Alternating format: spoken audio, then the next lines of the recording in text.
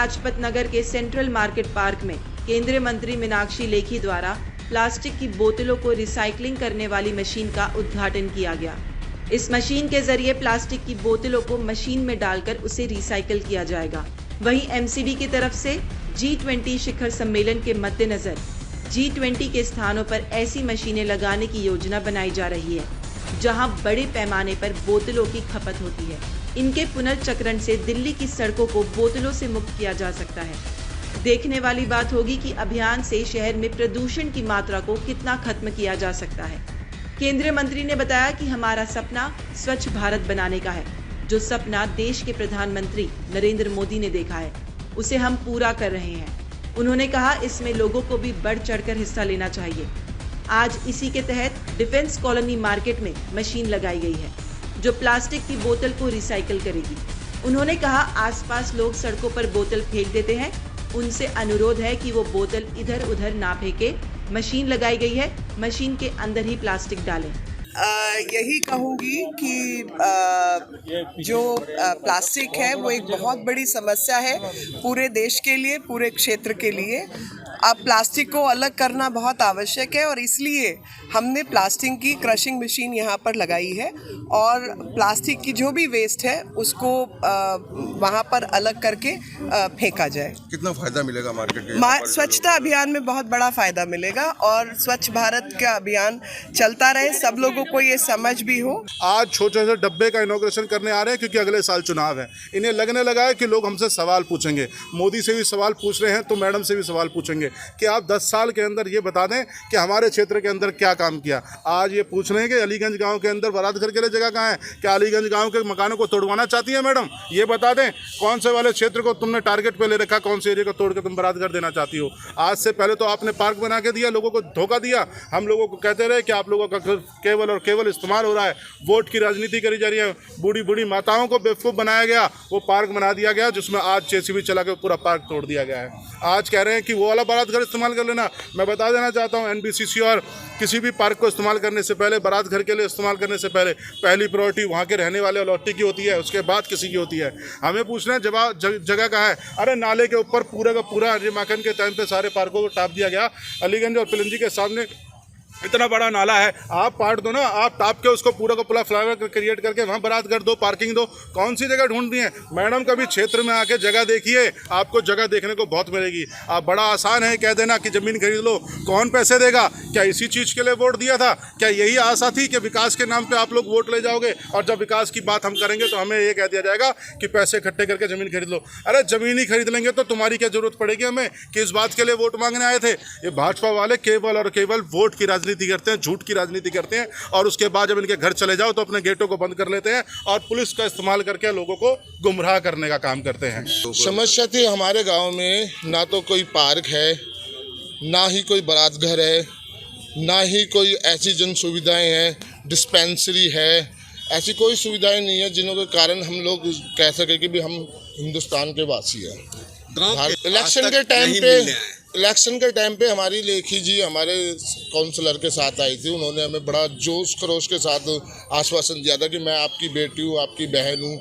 मगर आज जैसा उनका व्यवहार देखा, उससे नहीं लगा रहा कि ये तो उन्होंने हमें उल्लू बनाया। इससे ये अंदाज़ा लगाया जा सकता है कि इन्होंने हमारा उस समय पर मिसयूज़ किया और आज उसका रिजल्ट हमारे सामने आ गया। इन्होंने कहा कि पार्क नहीं मिलेगा, पार्क अपनी ज़मीन खरीद के लाओ और पार्क मैं बनवा दूँगी। जब ज़मीन ही हम खरीद के लाएंगे तो आपको हीरो क्यों बनाएंगे? पार्क भी हम ही खुद बनवा लेंगे। और ये ज़मीन किसकी थी? देश आज़ाद होने से पहले ज़मीन हमारी ही थी, जो देश आज़ाद होने के बाद गवर्नमेंट के हिंदुस्तान के पास चलेगी। हिंदुस्तान के बाद कांग्रेस का राज आया, कांग्रेस ने हमें सब चीज़ यूज़ करने का मौका दिया। आज कांग्रेस नहीं है, बीजेपी आ गई है, तो बीजेपी वालों ने हमसे सारे अधिकार छीन लिए। क्यों भाई? हम पाकिस्तान से आए हैं क्या जो हमारे साथ ऐसा दुर्व्यवहार हो रहा है? हमारे कोई सवाल का जवाब नहीं दे रहे। हम आपसे सवाल कर रहे तो आप हमें बदतमीज बता रहे हो। ये तो गलत बात हुई ना आपकी। इसी अभी जो इलेक्शंस हुए हैं, कॉर्पोरेशन के इलेक्शंस हुए हैं, उसमें मतलब जो है हम सब लोगों ने देखा कि लेखी जी, मैं माननीय कहूँ या आदरणीय कहूँ या जो भी मतलब मैं उपाधि ने दूँ, इन माननीय लेखी जी ने वहाँ हमारे भूतपूर्व मतलब जो है काउंसिलर के मतलब जो है ऑफिस के उद्घाटन के समय इतना बड़ा आश्वासन दिया और छाती ठोक ठोक के इस बात को बार बार दोहराया कि मैं आप सब लोगों का ध्यान रखूंगी, मैं रात दिन मेरे दरवाजे 24 घंटे खुले हैं, मैं बिल्कुल, आप तो मतलब पुराने लोग हो, पुराने मतलब और मैं जानती हूँ कि मतलब जो लोकल लोगों का ध्यान रखना ही चाहिए। लेकिन अभी मतलब जो महीने 2 महीने ही हुए, अभी तो मतलब जो बहरहाल मतलब जो मेयर और डिप्टी मेयर अपने आसन पर भी नहीं बैठे हैं, इनका पूरा ही रंग बदल गया। अरे आप मतलब जो सड़क से निकल के तो देखो, जिस सड़क से मतलब जो हमारे छोटे छोटे बच्चे स्कूल जाते वक्त निकलते हैं, स्कूल के बाद निकलते हैं, हमारी लेडीज़ मतलब जो घूंघट डाल कर मतलब जो है सब्जी वगैरह मतलब जो खरीद फरोख्त के लिए निकलती हैं, और इतना कॉन्गेशन हो गया ट्रैफिक का। रिक्शाज हैं, ई रिक्शाज हैं, और ये क्या नाम ऑटोज़ हैं, और फिर सभी तरह का ट्रैफिक। उसमें का व्यवहार तो मतलब पुलिस वाले देखा नहीं, आप धकेल रहे थे, मतलब खींच रहे थे, सुनने को तैयार नहीं। मैं कह रहा हूँ, मैं रिक्वेस्ट कर रहा हूँ आपसे, हाथ जोड़ के प्रार्थना कर रहा हूँ कि भाई मैं सिर्फ एक ही बात कहूँगा, मुझे सिर्फ 2 मिनट दे दीजिए। वो सुनने को तैयार नहीं है। अरे भाई आप मतलब नई दिल्ली की मतलब MP हैं, सिर्फ मतलब जो यहाँ डिफेंस कॉलोनी जहाँ हम खड़े हैं कि इन लोगों ने ही आपको नहीं जिताया है, हमने भी आपको वोट दिया है। और सिर्फ इस रोड के भीषण पिछड़ा मार के परे चले जाइए और इधर चले जाइए, एक और स्वर्ग है, एक और नरक का मतलब नार के दृश्य उत्पन्न होता है। ऐसा क्यों? आप क्या हमें ये भी अधिकार नहीं कि हम अपनी व्यथा को आप तक पहुँचा सकें?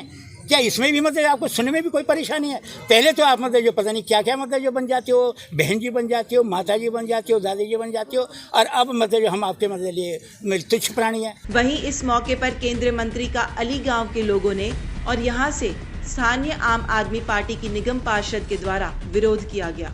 स्थानीय निगम पार्षद और स्थानीय लोगों ने कहा कि मंत्री जी सिर्फ छोटी छोटी मशीन का उद्घाटन करने के लिए तैयार हैं, लेकिन जो सेवा नगर में लोगों की रोजी रोटी छीन ली गई, उनकी दुकान तोड़ी गई, उन्हें वहां से हटा दिया गया, तब उनकी कोई सुनवाई नहीं की। वोट लेने से पहले बड़े बड़े वादे करते हैं, लेकिन चुनाव जीत जाने के बाद लोगों की सुनते भी नहीं है। वहीं स्थानीय आप नेता संदीप बसोया ने बताया कि भाजपा के लोग दिल्ली को बर्बाद करना चाहते हैं, और उन्होंने केंद्रीय मंत्री को चुनौती देते हुए कहा है कि सिर्फ मोदी के नाम पर जीत जाते हैं। अगर हिम्मत है तो छोटा सा चुनाव केंद्रीय मंत्री अपने नाम पर जीत कर दिखाए, तो मैं राजनीति छोड़ दूंगा। इतना ही नहीं, उन्होंने कहा है कि कई बार स्थानीय लोग उनके पास आए, जबकि उनकी समस्या केंद्र सरकार के अधीन आती है, लेकिन सरकार में बैठे लोग सुनने को तैयार नहीं है। गरीबों की दुकानों को हटा दिया गया, लोगों के घरों को तोड़ा जा रहा है, लेकिन बीजेपी सरकार सिर्फ चुप्पी साधे हुए है। वहीं स्थानीय लोगों ने अपनी शिकायत बताते हुए केंद्रीय मंत्री मीनाक्षी लेखी को बताया कि हमारे यहाँ पर कम्युनिटी सेंटर और पार्क बनवाए जाए, जो आपने चुनाव से पहले वादे किए थे, और कुछ लोगों ने सेवा नगर के रास्ते को खुलवाने की मांग की। तमाम बड़ी खबरों के लिए बने रहिए किन्नी टाइम्स के साथ। वीडियो को लाइक करें, चैनल को सब्सक्राइब करना ना भूलें।